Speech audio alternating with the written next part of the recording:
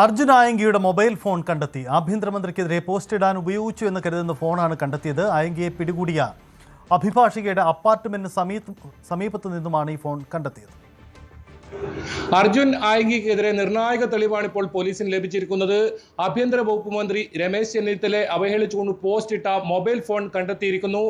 അഭിഭാഷകയുടെ അപ്പാർട്ട്മെന്റിന് സമീപമുള്ള ഒരു സ്ഥലത്തു നിന്നാണ് ഈ ഫോൺ ലഭിച്ചത്. ഇതൊരു ഐഫോൺ ആണ്.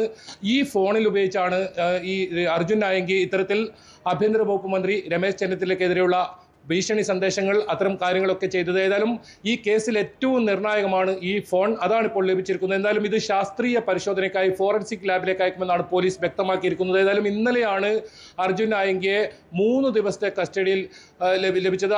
ആ കസ്റ്റഡി ലഭിച്ചതിന് ശേഷമുള്ള തെളിവെടുപ്പാണ് ഇപ്പോൾ തുടരുന്നത്. 6 മണിക്കൂർ നീണ്ട തെളിവെടുപ്പിനൊടുവിലാണ് ഇത്തരത്തിൽ വളരെ നിർണായകമായ ഈ കേസിലെ ഫോൺ ഇപ്പോൾ കണ്ടെത്തിയിരിക്കുന്നത്. ഇതോടൊപ്പം അർജുൻ ആയങ്കിയെ സഹായിച്ച ആളുകളെ കൂടി കണ്ടെത്തേണ്ടതുണ്ട്. അത്തരം ചോദ്യം ചെയ്യൽ ഇപ്പോൾ തുടരുകയാണ്. ഏതായാലും താൻ തന്നെയാണ് പോസ്റ്റ് ഇട്ടത് എന്ന് അർജുൻ ആയങ്കി ഇപ്പോൾ മൊഴി നൽകിയിട്ടുണ്ട്.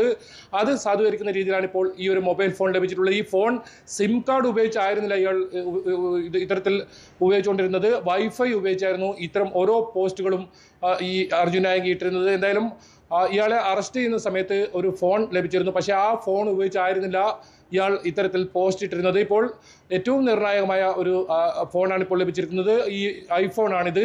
അതോടൊപ്പം ഇയാളെ ഒളിവിൽ പോയാൻ സഹായിച്ച ആളുകളെ കുറിച്ചും ചോദ്യം ചെയ്തു വരികയാണ്. ഏതായാലും ഇയാൾക്കെതിരെ കാപ്പ ചുമത്തുന്നുള്ള നടപടികളും ഇപ്പോൾ അന്തിമഘട്ടത്തിലെത്തിയിരിക്കുന്നു. ഇതിൽ വളപട്ടണം SHOന്റെ റിപ്പോർട്ട്, അതായത് ഹിസ്റ്ററി, ഇയാളുടെ ക്രിമിനൽ ഹിസ്റ്ററി, അത് ഇപ്പോൾ ശേഖരിച്ചിട്ടുണ്ട്. ഇനി അത് ജില്ലാ കളക്ടർക്ക് കൈമാറും.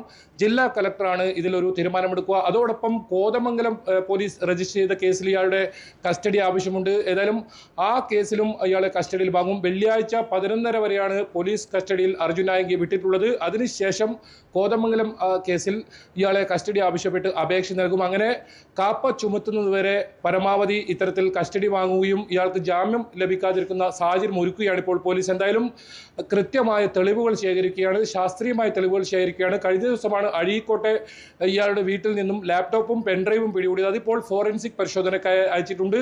ഏതായാലും ഇപ്പോൾ ലഭിച്ചിരിക്കുന്ന ഈ മൊബൈൽ ഫോണിൽ നിന്നും നിർണായക തെളിവുകൾ പോലീസിനെ കണ്ടെത്താൻ സാധിക്കുമെന്ന് തന്നെയാണ് പ്രതീക്ഷിക്കുന്നത്. അതോടൊപ്പം ഇയാൾക്ക് സഹായം ചെയ്ത ആളുകളെയും പിടികൂടാൻ കഴിയുമെന്നാണ് പോലീസ് പ്രതീക്ഷിക്കുന്നത്. അത്തരത്തിലുള്ള കൃത്യമായ ഒരു ശാസ്ത്രീയമായ തെളിവെടുപ്പാണ് ഇപ്പോൾ നടക്കുന്നത്. ഇനിയിപ്പോൾ ഇയാൾ ഒളിവിൽ കഴിഞ്ഞ മറ്റ് സ്ഥലങ്ങളിലും ഇയാളെ കൊണ്ടുപോകും. അത്തരം സ്ഥലങ്ങളിലും ആ സഹായിച്ച ആളുകളെയും ചോദിച്ചറിയും. അതോടൊപ്പം നേരത്തെ സൂചിപ്പിച്ചതുപോലെ തന്നെ ഇയാൾക്ക് മറ്റ് ആരാണ് ഈ ഒരു സൈബർ ഇടത്തിൽ സമൂഹ മാധ്യമങ്ങളിൽ ഇടപെടാൻ സഹായം ചെയ്തു കൊടുത്തത്, അത്തരം കാര്യങ്ങളെല്ലാം പോലീസ് കണ്ടെത്തും. എന്തായാലും ശാസ്ത്രീയ തെളിവുകൾ ഉണ്ടാക്കുക, അതോടൊപ്പം ഇയാൾക്ക് എതിരെ കാപ്പ ചുമത്തുക, അതാണ് പോലീസിന്റെ നീക്കം. ഇത്തരം നടപടികളുമായി ഇപ്പോൾ പോലീസ് മുന്നോട്ട് പോവുകയാണ്. ഏതായാലും വരും ദിവസവും അർജുൻ ആയങ്കിയുടെ തെളിവെടുപ്പ് തുടരും, ചോദ്യം ചെയ്യൽ തുടരും. ഇതിൽ കൃത്യമായ ഒരു തെളിവ് കണ്ടെത്താനാണ് ഇപ്പോൾ പോലീസ് ശ്രമിക്കുന്നത്. കൂടുതൽ വാർത്തകൾക്ക് News 18 Keralam YouTube channel subscribe ചെയ്യുക.